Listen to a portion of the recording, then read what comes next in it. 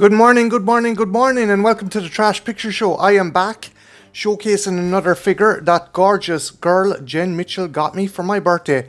And today we're looking at the Mattel Jurassic World Rebirth Yuxisaurus. Now, what is a Yuxisaurus? A Yuxisaurus is an armored dinosaur from a region in China. It's actually named after said region, and it is a precursor to the Ankylosaurus.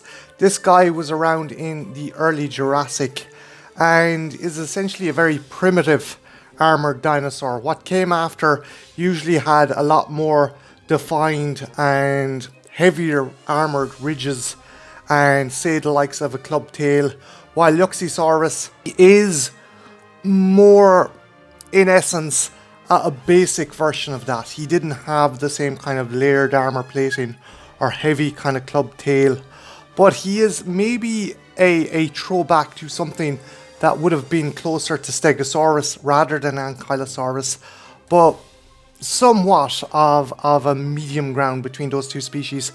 And yeah, he is an interesting looking chap. Sadly, this guy did not turn up in Rebirth like Dino Stransavia.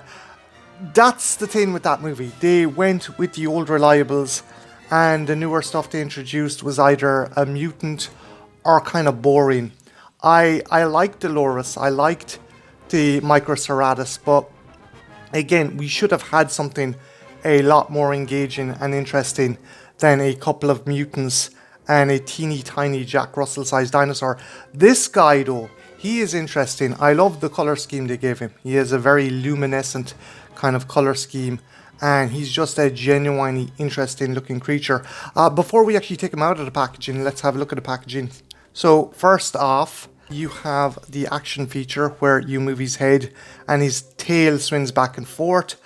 You have the other species in the line, Monophalorius, in Stransavia, and Pterodjapa, and yeah, that's essentially it for the packaging. The usual packaging, same stuff that came within Stransavia. So yeah guys, I'm going to pause the video here, and when I come back we're going to have a closer look at this guy, so don't go anywhere, I shall be right back. And we are back, and there is Yuxisaurus out of the packaging. So as I said before, I love the color scheme. It's almost luminescent. Say what you will about the designs, maybe they aren't the most paleo accurate, but they're interesting and exciting. But yeah, I love the face sculpt on this guy as well. There is a really nice face sculpt on this guy. Just the beak, they changed the kind of tone and color there of the beak. Just really kind of went into the design of this guy. He's pretty cool. And the ridges, the defined ridges and plates. As I said before, they're not as armor plated as say Ankylosaurus. This guy is kind of a halfway point between say Stegosaurus and Ankylosaurus. Probably Kendrasaurus would probably be the closer relative to this guy than an Ankylosaur, but I don't know. Particularly the tail. The tail has given me a lot more Stegosaur vibes. As it's been comically known, it's known as a tagomizer. The Far Side Gallery, Gary Larson, done a joke about a caveman being killed by a Stegosaurus, and they called it a tagomizer, and paleontologists just rolled with it, and that's the term for the spikes on an Ankylosaur or a Stegosaurus's tail, a tagomizer. So yeah, he had these kind of solid ridges, not as defined or not as well shaped as Ankylosaurus. Again, more closer to the spikes on Stegosaurus's tail. But again, really nice design. I like the colouring. I like the 3 and 4 different colourings. You have the tan here, the dark green here, and the lighter almost luminescent green here. And yeah, really nice definition on this. Articulation wise, he is a bit stiff, but again, hot water can sort that out, or a hairdryer can sort that out. And his main kind of gimmick, his main feature is to swing his tail, and if you press his head like so, you can move the tail, or if you want to do the opposite, you can move his head like this. So yeah, pretty cool. I like this guy, and as I said before, it's sad we didn't have something like this in Jurassic World Rebirth. We had the old reliables and we had a couple of mutants, and it's funny that Mattel are outdoing the movies their figures are based on for a variety of different species. But yeah, he kicks arse. I like him. I like the colours. I like the feature with the head or the tail being moved. That's pretty cool. And again, it's interesting. it is an interesting species.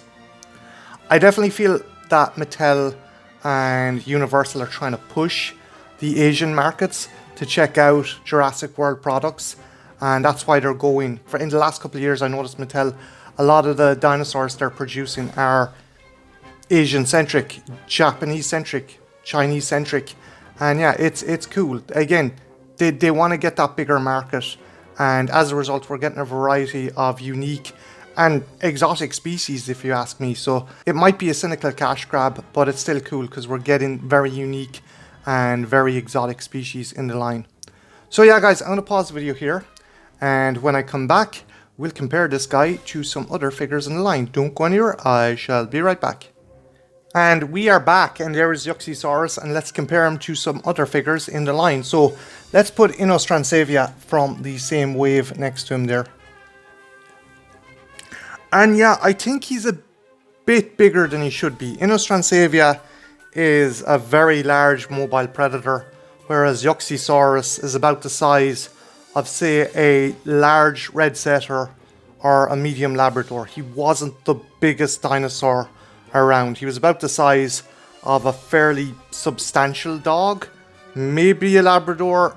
That's the biggest. He's not something that would go toe-to-toe with, say, Velociraptor or the likes. Speaking of, let's compare him to the Legacy Lost World Velociraptor. And again, he's a bit too big. They made him that bit too chunky and big.